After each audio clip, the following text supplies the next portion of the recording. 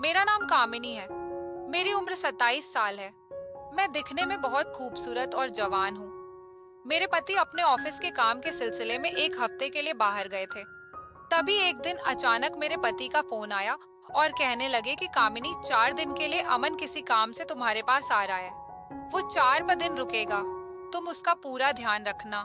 देखना, मुझे किसी भी शिकायत का मौका नहीं मिलना चाहिए। वो जो कहे वह तुम करना। मैंने कहा ठीक है, अब जैसा कहेंगे मैं वैसा ही करूंगी। अमन मेरे दूर के रिश्ते में देवर लगता था। मेरे पति के जाने के बाद मैं घर में अकेली होती थी और मुझे रोमांटिक मूवी देखने का बहुत शौक था। मुझे रोमांटिक मूवी अच्छी लगती थी और कभी-कभी मूवी देखते देखते मैं अपना काम भी कर लेती थी। आज मैं सुबह उठी ही थी कि दरवाजे की बेल बजी। मैंने दरवाजा खोला तो सामने मेरा देवर अमन खड़ा था। मैंने उसे अंदर आने को कहा। वो अंदर आ गया। फिर वह बोला, भाभी, मुझे 3-4 दिन रुकना है। आपको कोई परेशानी तो नहीं होगी? मैंने कहा, कैसी बात करते हो? ये भी तो तुम्हारा ही घर है। अमन दिखने में बहुत ही स्मार्ट और हैंडसम था। कुछ टाइम तो मैं उसे देखते ही रह गई और फिर अमन अंदर आ गया। मैंने कहा, तुम पहले नाश्ता कर लो। अमन ने कहा, नहीं भाभी, पहले मुझे नहाना है। नहाकर ही मैं कुछ खाऊंगा। मैंने कहा ठीक है। और फिर अमन नहाने के लिए बाथरूम में चला गया। मैं किचन में नाश्ता बनाने लगी। तभी मुझे अमन की आवाज सुनाई दी, भाभी, मैं टॉवल तो बाहर ही भूल गया। प्लीज मेरा टॉवल ला दो। मैं जैसे ही अमन को टॉवल देने के लिए गई तो मैंने दरवाजे के हॉल से अमन को देखा तो मैं देखती ही रह गई। उसे देखकर मैं चौंक गई, घबरा गई। मैंने झिझकते हुए उससे आवाज लगाई। अमन ने टॉवल लिया। फिर मैं तेज कदमों से किचन में आई और काम करने लगी। अचानक से अमन मेरे पीछे आया और बोला, भाभी।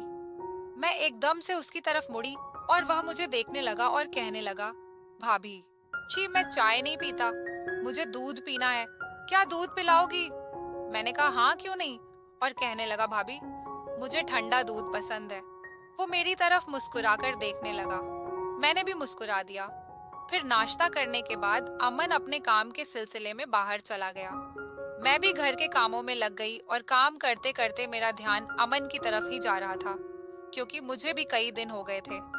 मेरे पति एक हफ्ते के लिए बाहर गए थे, इसलिए मेरा भी मन कर रहा था। शाम हो गई थी। अमन भी घर वापस आ गया।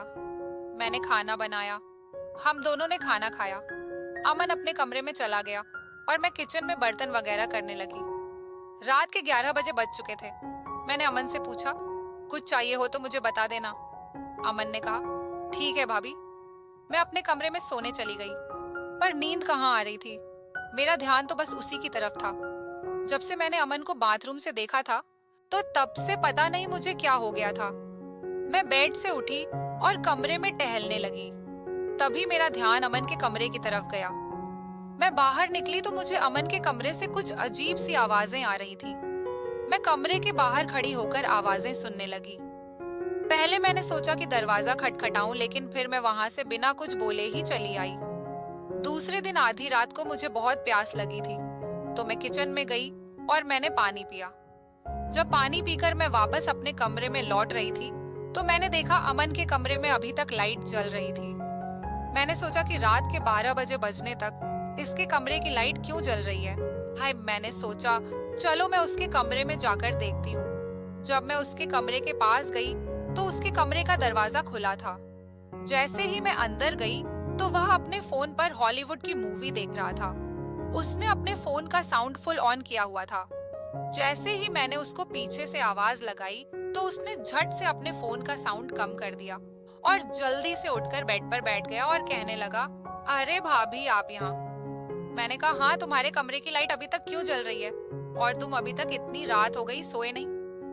तभी वह कहने लगा, भाभी, मुझे नींद नहीं आ रही थी तो मैं मोबाइल पर मूवी देखने लगा।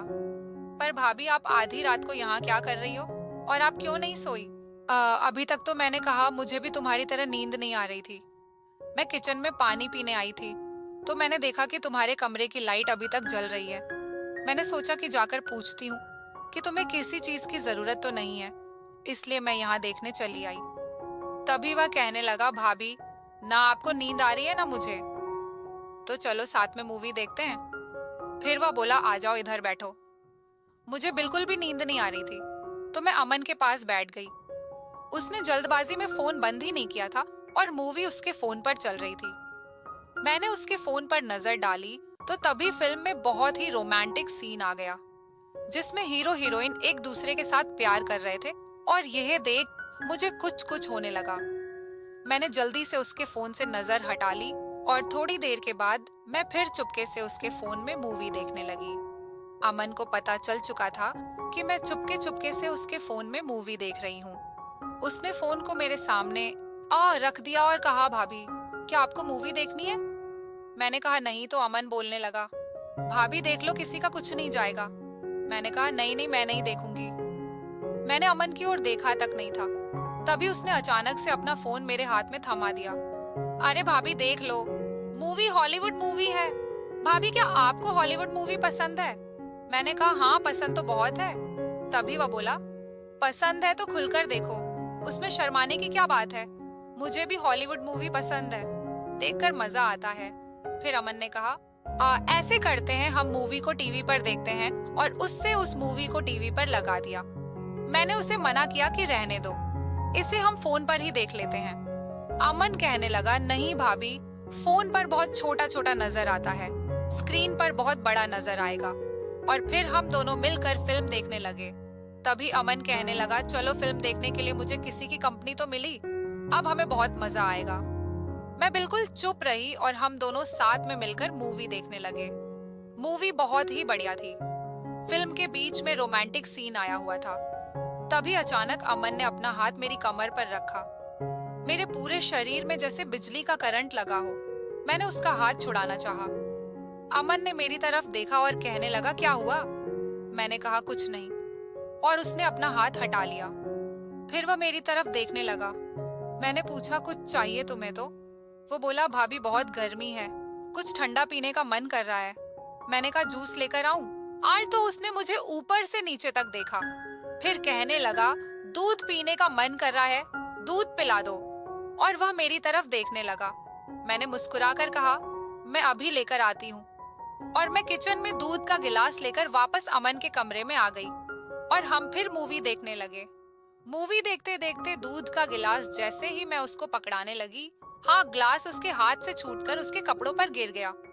मुझे तो ऐसा लगा शायद उसने जानबूझकर गिराया। फिर अमन मुझसे कहने लगा, भाभी मैं अभी चेंज करके आता हूँ, जब तक आप मूवी देखो। अमन बाथरूम में चला गया और जैसे ही वो बाथरूम से बाहर आया, मैं एकदम से हैरान रह गई। अमन सिर्फ टॉवल में ही था। मैं तो उसे देखती ही रह गई। और इधर मूवी में एक रोमांटिक सीन आ रहा था, जिसमें लड़का लड़की एक दूसरे के साथ चिपके हुए थे। मैंने जैसे ही टीवी की तरफ देखा तो मैं शर्म से लाल हो गई और मैं अपने कमरे में वापस जाने लगी। मैं जैसे ही वापस जाने लगी, अमन ने मेरा हाथ पकड़ लिया और मुझसे अपनी ओर खींच लिया और अपनी बाहों में जकड़ लिया। मैं उससे कह रही थी, अमन प्लीज मुझे छोड़ दो, ये सब गलत है। अमन कहने लगा, भाभी इसमें क्या गलत है? इसमें कुछ भी गलत नहीं है। और हाँ, माँ भैया ने भी तो कहा है ना मेरा ध्यान रखने को, और यह भी तो बोला है कि अमन जो बोले वो करना, किसी चीज के लिए मना मत करना। मैंने हैरानी से पूछा, ये तुम्हें कैसे पता? तो अमन गला साफ करने की आवाज से कहने लगा, मैंने ही भैया को बोला था कि ऐसा ना हो कि भाभी मुझे किसी चीज के लिए पूछे ही ना। तो भैया ने कहा, फिक्र मत करो, मैं अभी कामिनी को फोन करके कहता हूँ, तभी भैया ने आपको फोन किया था। मैं हैरानी से अमन की तरफ देख रही थी। वो कहने लगा, भाभी इसमें कुछ भी गलत नहीं है, ये साफ साफ पता चलता है कि आप मुझसे प्यार कर बैठी हैं, इसलिए तो आपका सारा ध्यान मुझ पर ही होता है। मैं क्या कर रहा हूँ, मैं कहाँ जा रहा हूँ, पर आप मुझे हमेशा एक अलग ही नजर से देखती रहती है, जिससे यह पता चलता है कि आप मुझसे प्यार करने लगी हैं। और प्यार में सब जायज होता है, और अगर आपको मुझसे प्यार ना हो तो आप अब भी और इसी वक्त इस कमरे से बाहर जा सकती हैं, जिससे मुझे यह पता चलेगा कि यह मेरी गलतफहमी थी। बोलिए, क्या जा सकती हैं आप बाहर इस कमरे से? मैं आपसे कोई जबरदस्ती नहीं करूंगा, आपका जो भी फैसला होगा मुझे मंजूर होगा। अगर आप मुझसे प्यार करती हैं तो यहीं रुकिए, और नहीं तो यहाँ से चली जाइए। मैं एक पल के लिए सोच में पड़ गई। मैं सोचने लगी कि यह कैसी दुविधा है। अमन जो कुछ भी कह रहा है वह तो सच है। हाँ, मैं सच में उससे प्यार करने लगी हूँ, और मेरे दिल में उसके लिए कुछ अलग ही होता है। लेकिन मैं यह कैसे भूल सकती हूँ कि मैं एक शादीशुदा औरत हूँ। मेरा एक पति है जो मुझसे बहुत प्यार करता है। तो क्या हो गया? क्या वो कुछ दिनों के लिए मुझसे दूर है? क्या मुझे इन कमजोर पलों में कमजोर पड़ जाना चाहिए कि मेरा दिल और दिमाग दोनों ही सोच नहीं पा रहे थे? आखिर आखिर में मैं हार गई और फिर मैंने सोचा कि इस अकेलेपन को दूर करने का और मुझे कोई रास्ता नजर नहीं आ रहा। अमन मेरे सामने ही खड़ा था, मेरा इंतजार करते हुए। वह मेरे फैसले का बेताबी से इंतजार कर रहा था। मैं अपने दिल के हाथों मजबूर हो चुकी थी, इसलिए मैं मुस्कुराकर अमन से लिपट गई। उसने भी मुझे अपनी बाहों में भर लिया। फिर हम दोनों एक दूसरे में खो गए। फिर पता ही नहीं चला हम दोनों कब मूवी देखते दे एक हो गए। अमन ने जैसे मुझे जन्नत की सैर करा दी हो। मैं बहुत खुश थी और अमन की आंखों में मुझे वही खुशी नजर आ रही थी।